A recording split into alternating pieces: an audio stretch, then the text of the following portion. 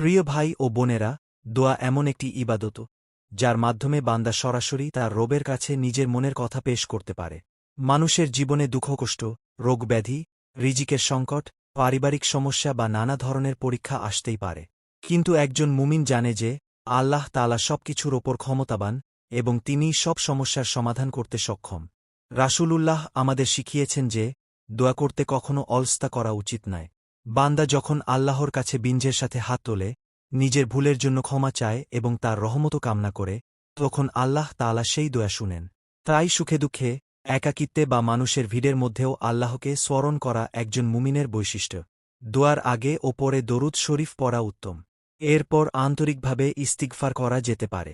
উদাহরণস্বরূপ আস্তাগফিরুল্লাহ বেশি বেশি পড়া এবং নিজের গুনাহের জন্য ক্ষমা প্রার্থনা করা একজন মুমিনের জন্য উপকারী আমল। পাশাপাশি লা ইলাহা ইল্লা আনতা সুবহানাকা ইন্নী কুনতু মিনাজ জালিমিন এই দোয়াটি মনোযোগের সাথে পড়ে আল্লাহর কাছে সাহায্য চাওয়া যেতে পারে।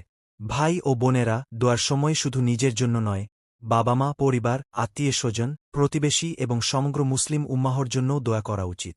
যারা অসুস্থ, যারা কষ্টে আছেন, যারা ডনগ্রস্ত বা বিপদে আছেন, তাদের জন্য আল্লাহর রহমত ও সাহায্য কামনা করা উচিত।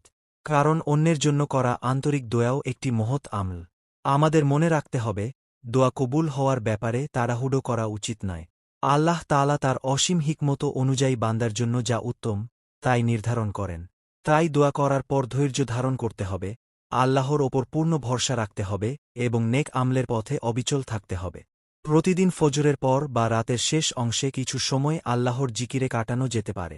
কুরআন তিলাওয়াত, দরুদ শরীফ, ইস্তিগফার এবং আন্তরিক দোয়া মানুষের অন্তরে প্রশান্তি এনে দেয় এবং আল্লাহর নৈকট্য অর্জনের একটি উত্তম মাধ্যম। শেষে আমরা সবাই আল্লাহ তাআলার কাছে এই দোয়া করি, রব্বানা আতিনা ফিদ দুনিয়া হাসানাতান ওয়া ফিল আখিরাতি হাসানাতান ওয়া কিন্না আযাবান নার। উচ্চারণ: রব্বানা আতিনা ফিদ দুনিয়া হাসানাহ ওয়া ফিল আখিরাতি হাসানাহ ওয়া কিনা আযাবান নার। অর্থ: হে আমাদের প্রতিপালক, আমাদেরকে দুনিয়ায়। যে ব্যক্তি নিয়মিত আল্লাহকে স্মরণ করে এবং তার কাছে সাহায্য প্রার্থনা করে, তার অন্তরে প্রশান্তি নেমে আসে। আল্লাহ তাআলা তার বান্দাদের প্রতি অত্যন্ত দয়ালু ও ক্ষমাশীল।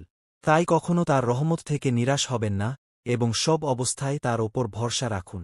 দোয়া: রব্বি ইশরাহ লি সদরি ওয়া ইয়াসসির লি আমরি ওয়াহলুল উকদাতাম মিন লিসানি ইয়াফকাহু কাওলি।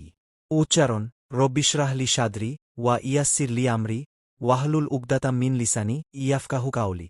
অর্থ: হে আমার প্রতিপালক, আমার বক্ষ প্রশস্ত করে দিন, আমার কাজ সহজ করে দিন এবং আমার জিহ্বার জড়তা দূর করে দিন, যাতে মানুষ আমার কথা বুঝতে পারে। স্ত্রীর কান্নার